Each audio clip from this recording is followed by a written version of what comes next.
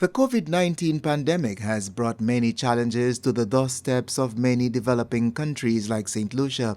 While the health challenges experienced are widely known, increases in the incidence and severity of gender-based violence lurks under the radar.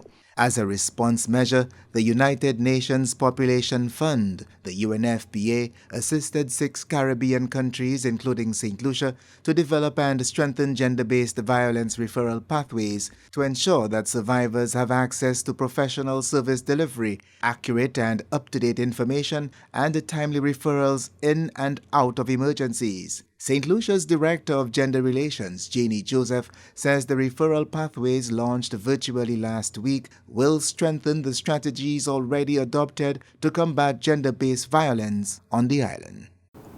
So the guiding principles that we are abiding by in the use of this tool and generally for our service for GBV are respect, safety, confidentiality, and non-discrimination.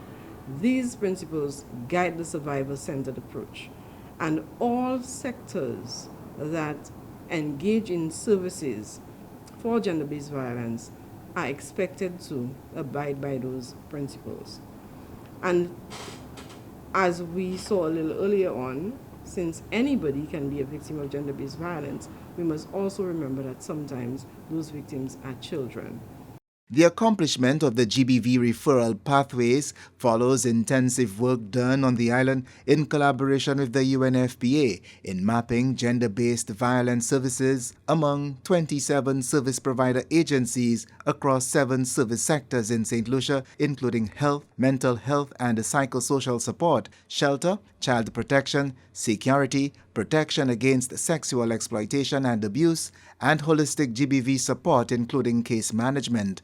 Permanent Secretary in the Department of Education, Innovation and Gender Relations, Michelle Charles, says the service's mapping utility will be monitored and updated as needed, and the changes will be reflected as well in the pathway. Necessary measures to curb the spread of the virus, such as partial and complete lockdowns, meant that access to various types of services was reduced, and the quantity and quality of services was severely affected in several sectors. The response to gender-based violence was no exception.